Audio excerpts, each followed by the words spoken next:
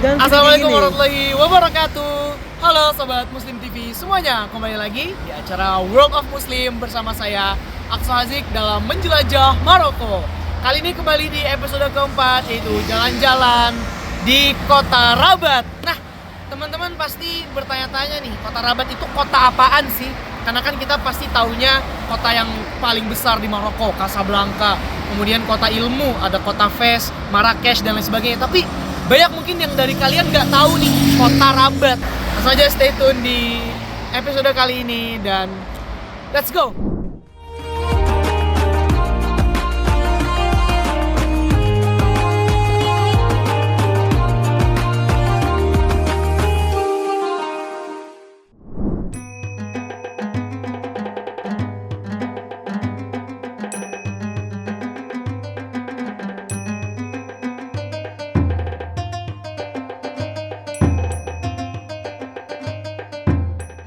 Rabat sendiri difokuskan untuk administratif dan juga untuk konstitusional negara Maroko itu.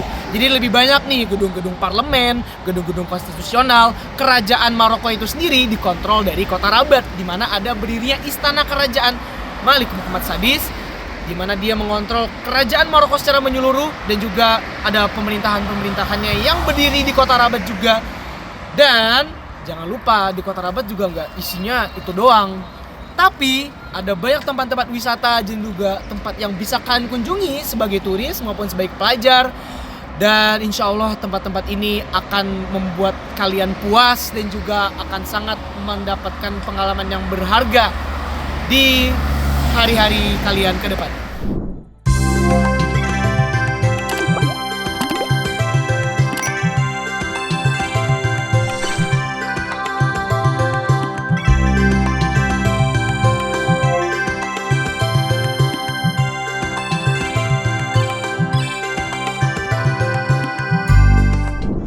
Lebih spesifik ke tempat-tempat wisata, tempat-tempat kunjungan yang bisa kalian datangi, yang bisa kalian sambangi ketika kalian berada di kota Rabat. Nah, kurang lebih ada 10 titik atau 10 spot yang bagus ya, tempat kalian berkunjung untuk visit, wisata, bahkan menikmati hari-hari masa-masa tua kalian kalau memang kalau kalian udah tua.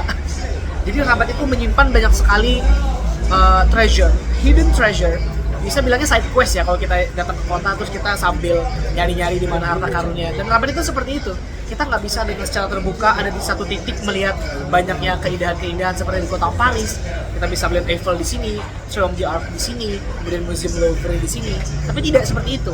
Rabat itu perlu kita jelajahi dengan kita menelusuri lebih dalam dan kita tengok lebih detail. Karena tidak tersedia informasi yang begitu terbuka dan juga mungkin minim tajuk ya. Maksudnya bukan menjadi wisata yang dipopulerkan oleh banyak orang gitu. Dari 10 tempat ini kita akan bahas 5 di segmen pertama dan 5 di segmen yang kedua. Langsung aja kita akan bahas yang pertama. Dari kota Rabat ada apa? Yang pertama ada Masjid As-Sunnah.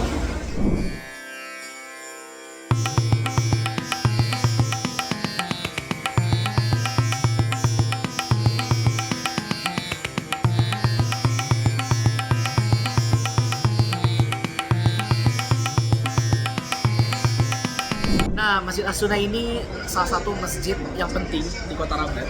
Menjadi tempat kajian-kajian para masyayikh, tempat-tempat ulama-ulama besar di Maroko memberikan ini tempat di mana ulama-ulama besar di Maroko yang memberikan ceramah mereka, memberikan taklim mereka kepada masyarakat-masyarakat luas. Kita sebagai masyarakat Indonesia tentu sangat senang gitu ya berkunjung ke Masjid As-Sunnah. Teman-teman di sini bisa lihat ada Profesor Dr. Sheikh Said Kamali. Beliau merupakan seorang ulama besar yang ada di Maroko karena mengadakan kajian di Masjid As-Sunnah di Rabat. Dan jamaahnya kalau kalian bisa lihat ini benar-benar sangat banyak, gak main-main ya. Jadi beliau ini menjadi rujukan para mahasiswa Indonesia juga dalam menambah ilmu ya, dalam belajar keagamaan juga. Jadi memang kita semua ini totalitas gitu ya dalam mempelajari agama di sini karena menjadi kesempatan yang sangat krusial untuk menimba ilmu di Maroko ini, karena waktu kita nggak sebentar loh, cuma 3 tahun S1-nya di sini. Dan oleh karena itu kita berusaha semaksimal mungkin untuk beristifadah, untuk meningkatkan terus keislaman kita, ilmu pengetahuan keislaman kita tentunya dengan beristifadah langsung dengan Syekh Said Kamali dan juga masyayikh kubro yang ada di kota Rabat tentunya. Nah, perlu diketahui ya teman-teman ya, masjid di Maroko itu nggak dibuka asalkan kalian sholat 5 waktu di sana. Kenapa seperti itu? Karena ada beberapa kejadian yang pernah terjadi di masa lalu ya, di mana ada aksi teror yang ditimbulkan dengan meledakkan masjid yang ada di Casablanca. Nah, atas dasar itulah kemudian raja membatasi buka dan tutupnya masjid. Hanya dibuka dan ditutup pada saat waktu sholat 5 waktu saja. Dan ketika teman-teman ingin berkunjung ke Masjid As-Sunnah dan juga ingin beristighfar dengan para masyayikh yang ada, kalian bisa lihat jadwalnya ya dengan teman-teman yang ada di sini, dan juga kalian bisa datang ke sana hanya di waktu-waktu sholat 5 waktu saja. Begitu kurang lebih.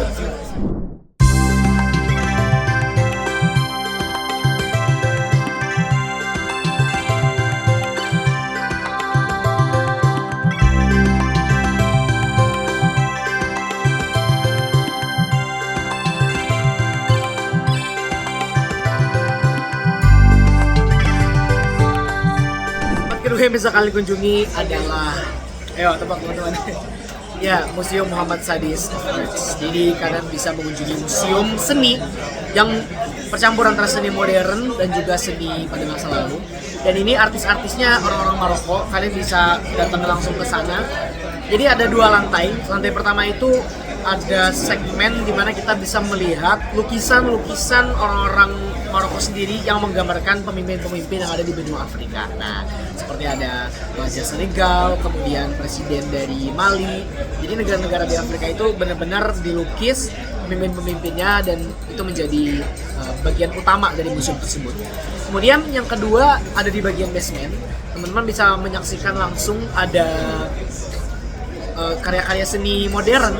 Ini kita lihatnya kayak aneh ya, karena ini bukan karya seni sih, kayak hanya orang seni yang bisa paham gitu. Jadi ketika teman-teman berkunjung ke sana lalu melihat itu secara langsung, pasti kayak berpikir sejenak, kecuali kan kalian mungkin orang seni dan langsung memahami gitu. Jadi teman-teman pasti akan terpukau lah gitu ya.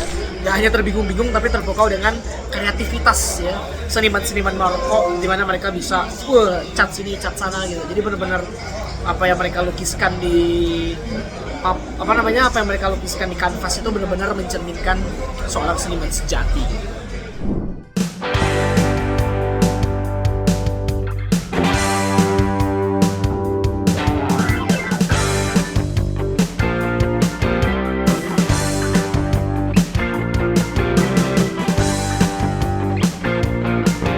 Beralih ke yang ketiga, tentu saja ada mall.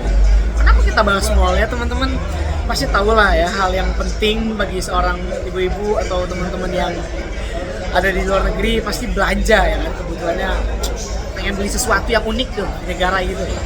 Dan kalau kalian belanja di sini, pastikan bahwa harga di sini itu dirham, jangan sampai dengan rupiah. Dan harga dirham itu tentunya kursnya naik terus ya, berdasarkan kurs yang ada di Google. Kalian bisa pastikan itu ada sekarang di 1.800 rupiah untuk 1 dirhamnya. Jadi terkait Aribat Center, kalian bisa mengakses menggunakan tram, ya tramway Rabat, yang bisa kalian naiki dari depan stasiun kota Rabat utama. Dari stasiun utamanya itu Rabatville, kalian naik tram dari sana sampai di Aribat Center, dan hanya memakan 7 dirham saja untuk menaiki tram. Gitu. Yang kedua ada namanya La Carousel. La Carousel ini letaknya di wilayah selatan Rabat, tepatnya di sekitar daerah Manal. Dan yang terakhir ada yang namanya Rabat Mega Mall atau Rabat Mall. Rabat Mega Mall ini terletak di Hayriat, di kota Rabat itu, wilayah selatan juga nih. Hayriat ini kalau kalian tahu tempat elitnya yang ada di kota Rabat lah ya. Jadi kayak bisa kita bilang tuh pondok indahnya Maroko.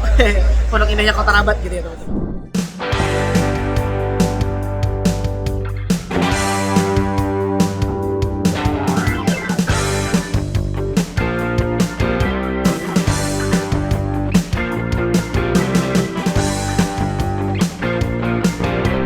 Berkunjung ke Madinah Qadimah atau kota tua yang ada di kota Rabat, itu benar-benar kalian pasti benar-benar kalian akan terpukau dengan indahnya keotentikan desain arsitektur yang ada pada zaman itu yang kemudian direplika ulang ya untuk membentuk pasar-pasar tradisional.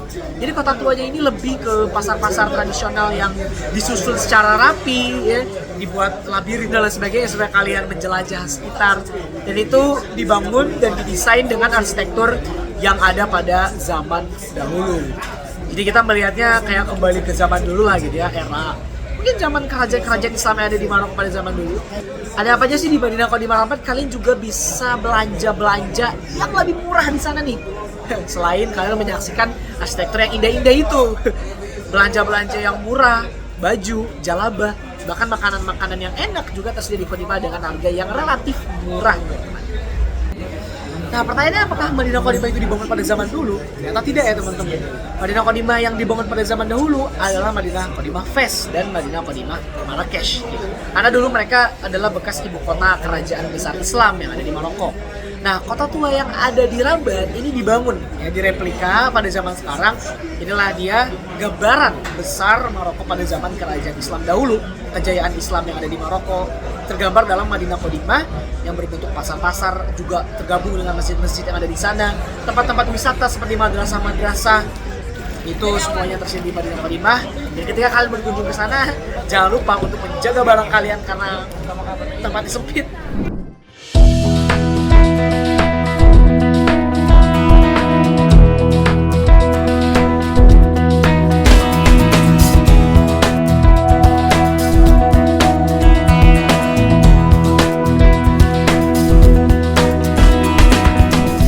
Sampai ke spot yang kelima, yaitu Kasbah de Oudeyas.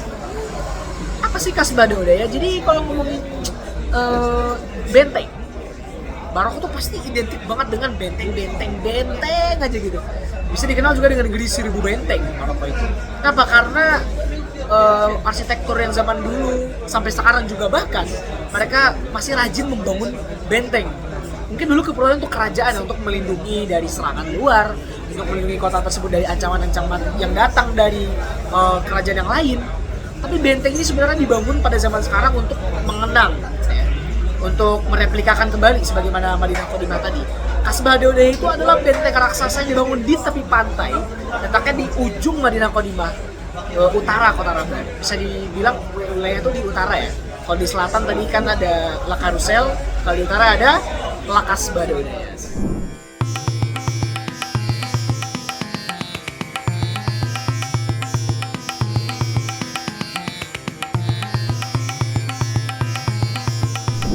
Dan untuk yang kelima dan yang terakhir, ini mungkin salah satu yang season atau event yang hanya ada setahun sekali. Jadi teman-teman ketika ada di bulan April, jangan lupa untuk mampir dan datang di Ma'rid Kitab.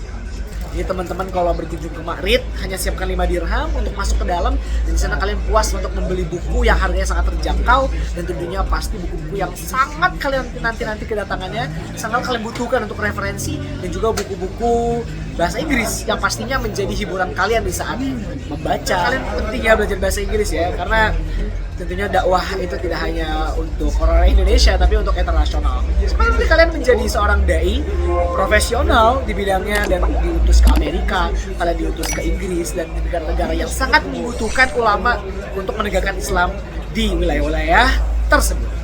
Apakah di sana hanya menjual buku? Oh, teman-teman jangan salah. Ini saya sempat nyinggung. Ada banyak lembaga-lembaga yang ikut turut memeriahkan. Dari mulai kementerian-kementerian yang ada di Maroko, Kementerian Agama, Kementerian Pendidikan, lembaga-lembaga pendidikan, institusi Darul Hadis, kemudian universitas-universitas bahkan buka stand di sana, bahkan sampai kedutaan-kedutaan yang ada di seluruh Timur Tengah.